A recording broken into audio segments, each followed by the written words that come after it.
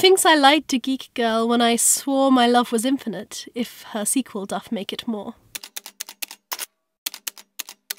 I've given books 5 stars before. Holly's books always make me want to, through lack of inability to wedge more stars into that bar, to go back and retract my generosity. Because if those books were 5 stars, well, these must count as their own little galaxies. Before I start to wax lyrical upon Model Misfit, let me state to you plainly, it is a sequel. Its particularly perfect predecessor, Geek Girl, I keep in a special glass box and take out but once a year so as to re-evaluate the unit by which awesome is measured.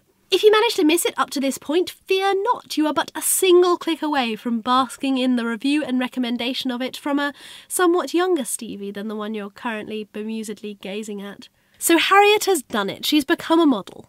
This has clearly made her life better in every conceivable way. Apart from the fact that most people at school still think it's hilarious to insult her and graffiti her belongings. Oh, and that her boyfriend broke up with her and hasn't talked to her for 2 months. And that her parents are so obsessed with the new baby-to-be that she's kind of been forgotten about. The truth is that being a model doesn't seem to have changed much for Harriet at all. Despite assuring herself that this was going to be the first page on her very own ugly duckling fairy tale, it appears the fashion industry may paint her gold and glue on as many feathers as it wishes, but she'll still be the same old dictionary reading, museum adoring, physics notes hidden in her tutu geek she always was. But despite all the problems in her life, there is one shining moment Harriet can look forwards to. Come hell or even reasonably high levels of liquid, GCSEs are coming to an end. The summer stretches long and luxurious before her. They promise large amounts of neatly scheduled fun. With her best friend Nat. That is, until disaster strikes. Nat, as a punishment for going makeup shopping when she should have been in a French exam, is being shipped across the channel.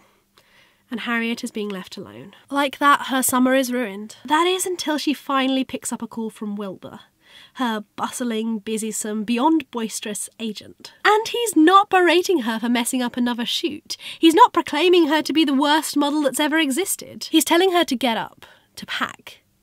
She's going for the biggest shoot of her modelling career so far. She's going to Japan.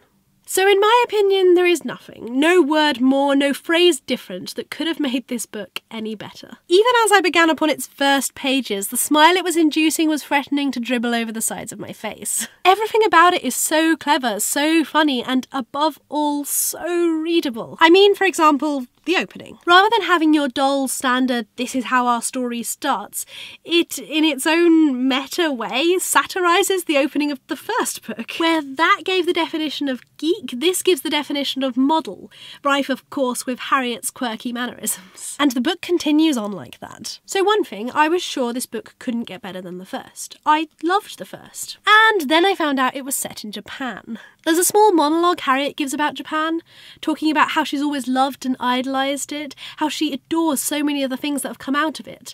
And every part of that monologue was true for me too. Nihon ga daisuki desu. In fact, at Harriet's age, I too was shipped off without parents to go live in Tokyo for a while. So yeah, a book that was all the amazing things Geek Girl was to me, but with added bullet trains and kawaii. This was too amazing. To be honest, I could just read you quotes from the book for this entire review, and I think even that would convince you to buy it. Where's my book? Where's my book?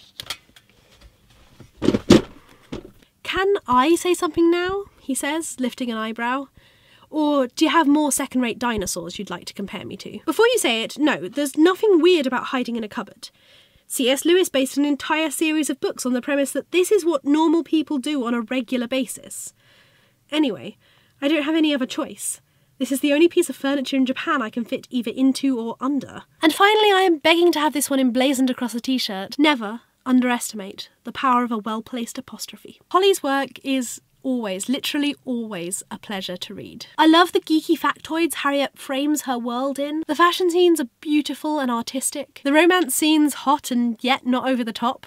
In fact, sometimes taking the mickey out of themselves. In fact, there's literally a moment where they consider a Twilight-esque love triangle and then say, wait, what is this? What is this compared to that? They balance the hilarious with the truly poignant as well. The friendships and relationships and whatever vessels it is families go to sea in are so touching. And of course, all of this is wrapped up in non-stop excitement, amazing witticisms, and of course, above all, brilliant Wilburisms. Isn't that right, my dolphin bananas, my cream-faced ferrets, my baby pandas? So really, how else can I end this but by droning at you? Read this. If you don't love this series, there's simply nothing else I can do for you.